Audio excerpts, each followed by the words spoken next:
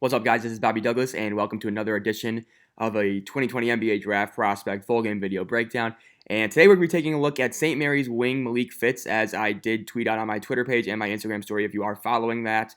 Again, Twitter at BobbyDouglas21. I tweet a bunch of short little clips of highlights of certain players that I like. The most recent one I did was a Catch Winston pick and roll video, so make sure you check that out on Twitter. But again, so today, obviously June 29th, and we're going to be taking a look at Malik Fitts from St. Mary's. I am extremely high on Fitts. I have him as a first-round prospect, whereas most draft people, I think, have him outside their top 60s.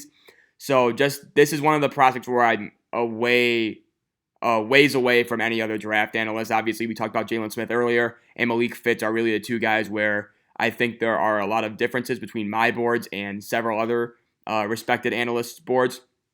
So anyway, regardless of that, just know that I am very much higher on him than most. The game I have picked out today, after I tried to find a good one from this season, there are 0 good games. And so I ultimately found one on this weird website, archive.org, that I'll link this video in the description below. And it's the 2019 tournament game between Villanova and St. Mary's. Malik Fitts didn't have a great game. I think he had 13.7 rebounds, 2 turnovers in 35 minutes. So not horrible, but he's played a lot better games, but this is the best one I could find. He shows you a little bit of everything here. He shoots the 3-ball well, drives the lane, things like that. So I'm excited to see what he can do in this game. And again, he got a lot better as a senior as well. So that's just something to keep in mind as we watch this game. So yeah, with that, let's get right into the video. I'm excited to make this work, and let's go. I got to make sure this is floating on top. There we go. And there we go. Here we go. So he's going to be number 24 in the blue. Looks like we already got a turnover. Not a great start for St. Mary's.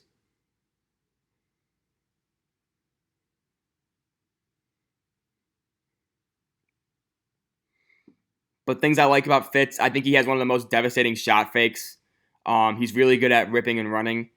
In transition, he's a bull seeing red. He is so powerful, so strong, so athletic. Right there, good defensive shuffle. And again, he's not a great defender. He does have a little bit of slow-footedness, but I do think a lot of it was just the laziness that I do worry about a little bit with him on defense, but I think he does have it in him to defend at a high level. And so he doesn't really show that he's a great defender at St. Mary's, but I think that he does have that in his game in due time. And so here he is setting a ball screen. He's going to pop out to the corner. Nothing really happening there.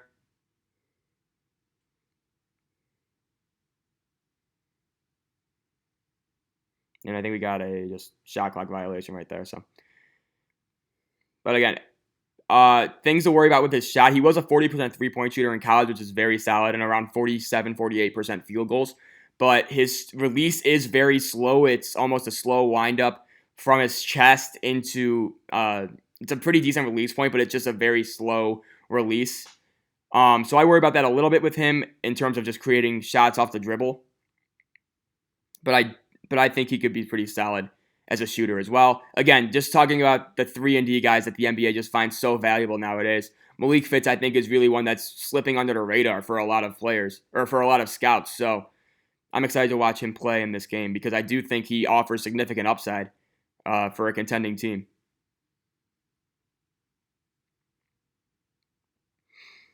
So he's trying to get the ball. Nothing really there. Good play from St. Mary's, but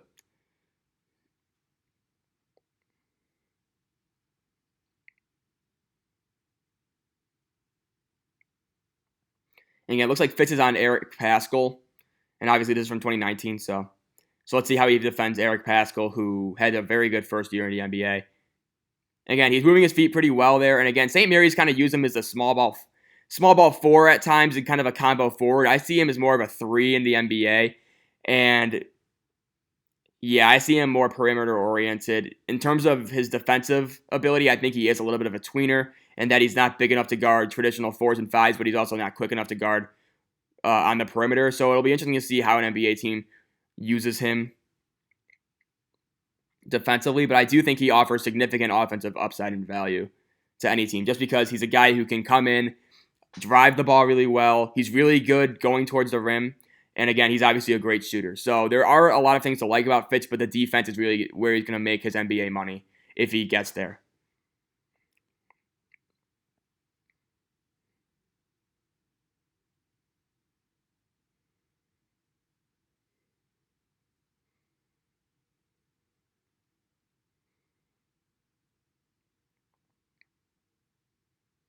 And there's Phil Booth knocking down the jumper.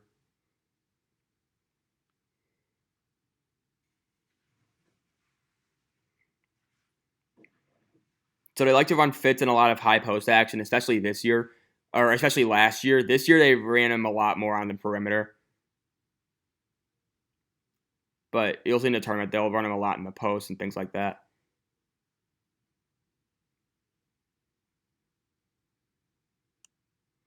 So he's got the ball late in the shot clock.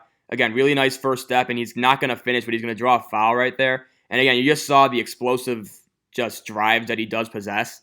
He's got a decent handle. He tends to go a little bit too fast for his own good at times, and it leads him to create some silly turnovers. But right there, Phil Booth is a very solid perimeter defender, and Malik Fitts just blew by him with his left hand, mind you, and he ultimately gets to the line.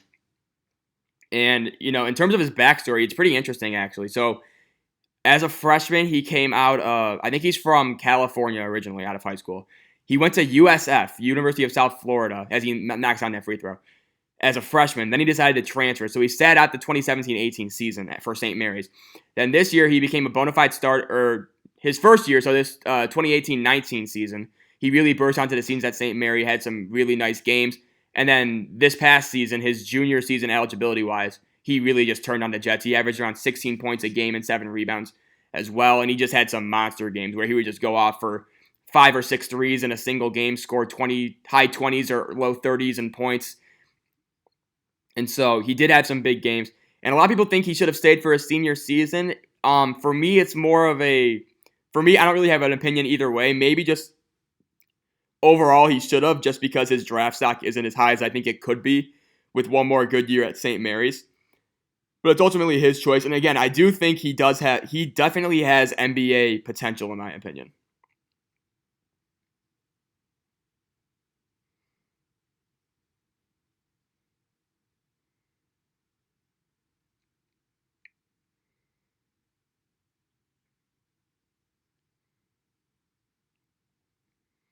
So again, he's on Pascal. And so this game is actually good too, because he is guarding an NBA level wing. Pascal might be one of his best matchups for Fitts, is just using his strengths. Let's see what he does here. He's got the ball, and Phil Booth was on him. Didn't really do much with it there.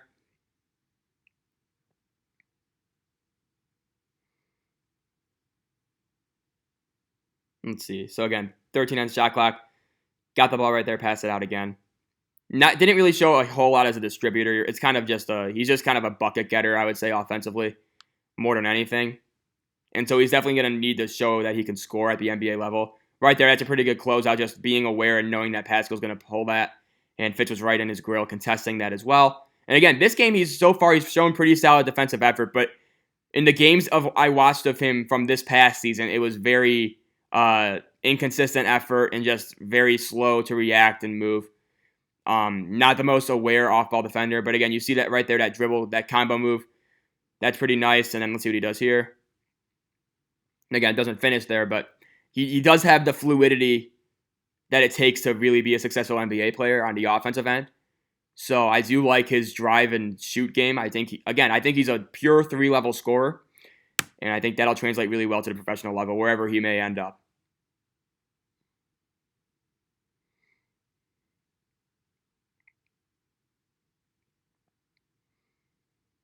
But Sam Vecini had a podcast recently where he was talking about guys who are likely to go in the second round or undrafted who you'll just pound your fist on the table for. And for me, it's no question, it's this kid, Malik Fitts.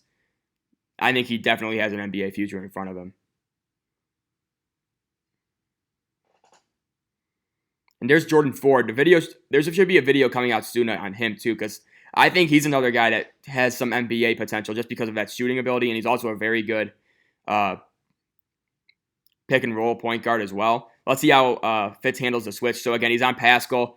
That time, pretty nice job just staying somewhat tight on him through the pick and roll, and again, nice job contesting as well.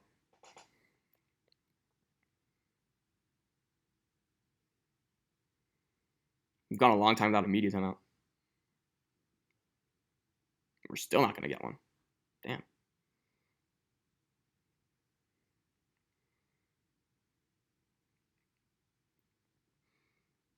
But please, there are some games that I found online. I actually had 2 of them set up, but BYU TV doesn't allow you to screen record and watch the game, so that's infuriating. And then the one game I was going to watch. So right there you see him, a little bit of a bite on the pump fake, but overall I think he did a really nice job staying in front of Pascal. And again, I don't think Pascal's hit a shot this game yet, and Fitts has been guarding him on at least 3 shots. Right there, he did bite a little bit, but a good job moving his feet and staying in front and walling up and just getting a hand up there. But again, I had a ton of Malik Fitts games lined up, games where he just went totally off. But BYUTV.org doesn't allow me to screen record and watch. And then the WCC network that I'll watch too, they took off the best Malik Fitts game that they had on there. And then YouTube, there were no good games from him. So this is the best one I could find. And again, it's from archive.org. And so thank God for archive.org.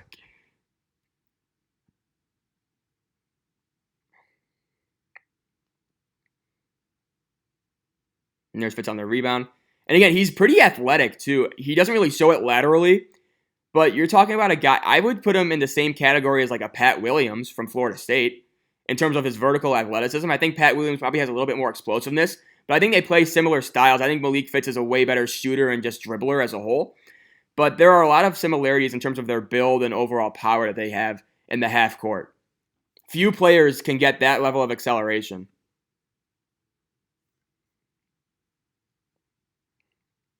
And Fitts goes out actually right here. So I'll skip ahead to 1946 when he comes back in.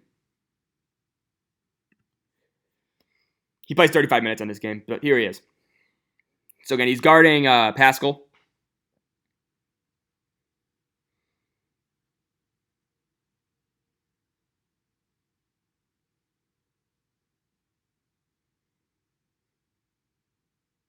And here he is on the ball. Again, he's a very nice driver off the catch. He that's one of his best strengths, especially when he gets the shot fake involved, because let's see what he does here.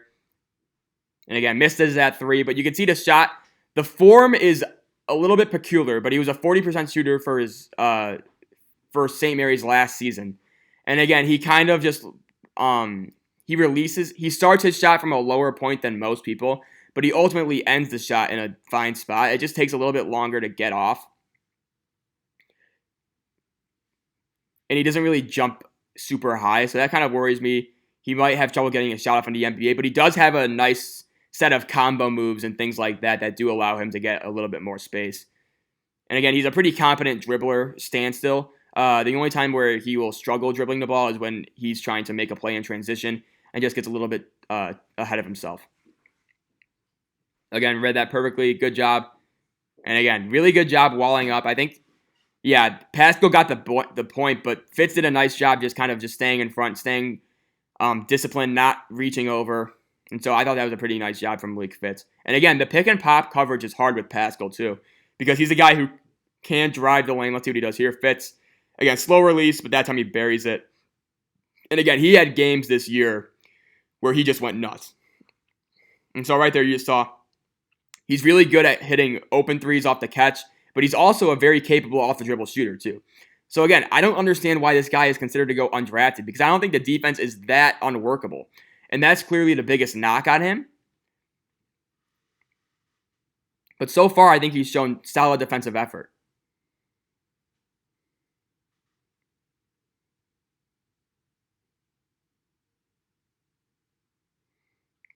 Here he's on the ball again. Gets it back to his point guard. Stands still a lot on offense, too. St. Mary's is going a lot of ISO ball. Let's see what he does. Just got it right back.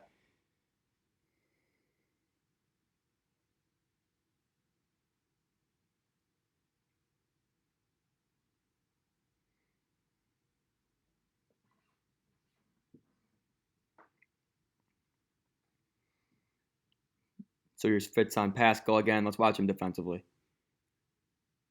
So he's on ball screen again. He doesn't really look that engaged in his stance. Tends to look a little bit lazy off the ball. There are some plays where he'll just have total complete lapses and let his man backdoor him, or he just won't rotate on a pick and roll or things like that. So there are worries about him defensively, but I think that can get ironed out. I'm telling you, I think in this type of a draft, if you're getting a guy who is as wired to score as Malik Fitts, and again, only average around 16 points per game, this past season, but I just think he offers so much to the table offensively. So I really, really like him in that role. And again, I think the defense is workable. So again, right there, he's just kind of lazy, just kind of walking around. Could have been in a better, more engaged stance defensively on the drive, but it ended up being a turnover for Villanova anyway. But again, just a little bit more aggression on that end, I think would serve him well. Because I do think he's athletic enough to guard people.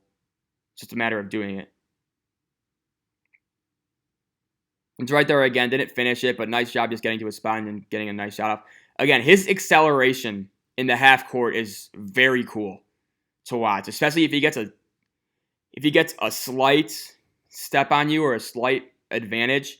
He will go straight towards the basket. And again, he's pretty much a straight line driver. I'm not saying he's like the best driver out here, but I do think he's good enough to the point where he can get by his man, and then the acceleration, I'm telling you, bull in a china shop, really. It's really cool. Looks like he's sending a pin down here. Let's see what he does.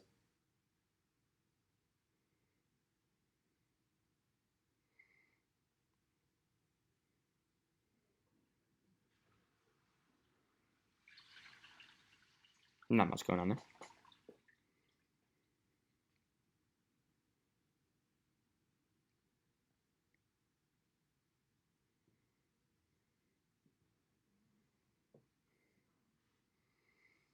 So he's still on Pascal. And again, nice job. The pick and roll defense for St. Mary's has been really solid right now. They keep running the same thing with Pascal, and he hasn't really gotten an open look from three with Fitts guarding him. So good job on him for doing that. And again, Randy Bennett's one of the most underrated coaches in America too. Brings in guys from all over the world, and they always have a competitive team that can at least be a threat to Gonzaga in the WCC. I'm not saying that they're, at Gonzaga's level, obviously, but St. Mary's has been probably the second best program in that conference for a while, and then now you got BYU in there as well. So there are a lot of things to like about the WCC. I think that's a conference that is certainly on the rise.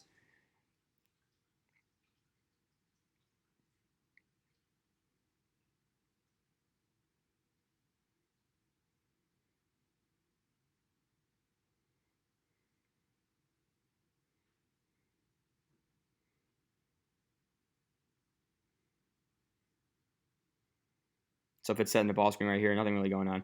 Villanova looks to be in a zone right now. Yeah, it's kind of like a 2-1-2. And they had Fitts on the pop. Jordan Ford's going to launch.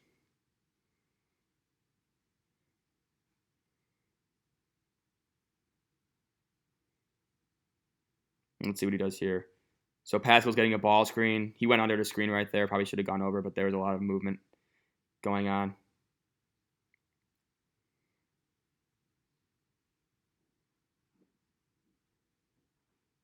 Good job from Fitts crashing the glass and then tipping it to a teammate.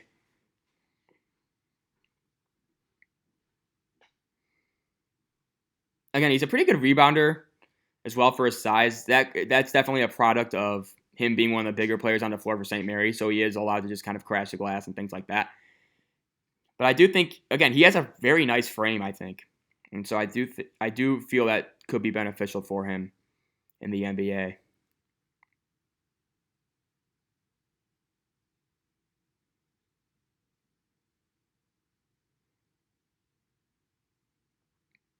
Again, like to see him in a better stance. And right there, you saw him got caught ball watching, and he had to make a really, really far recovery run to guard Pascal on that three, who ultimately missed the shot. But again, you just saw he just got dragged in a little bit too deep into the black hole. And again, that just comes down to simple awareness, I would say.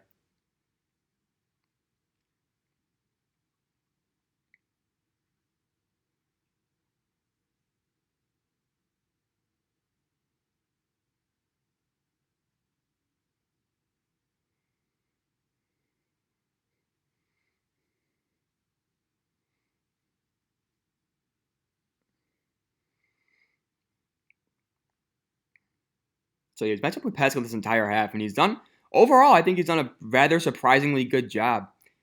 Given his reputation that I had of him coming into this game, he wasn't known as a really lockdown defender or really just intense defender. But he's done a nice job holding his own against, obviously, a guy in Eric Paschall who really had a surprisingly awesome rookie year for the Warriors. And Fitts on the pop, nothing really happening there. Looking for a post-up. Let's see what he does here. 4 on the shot clock.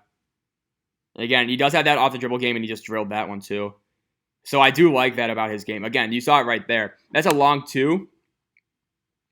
But he is capable of taking a dribble and stepping back and knocking down a tough 2, as we saw right there.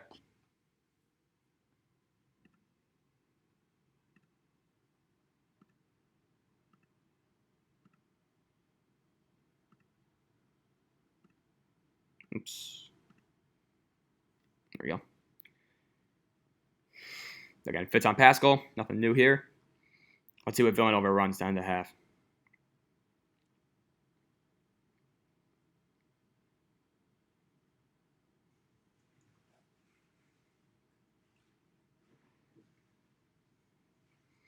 Final 12 seconds.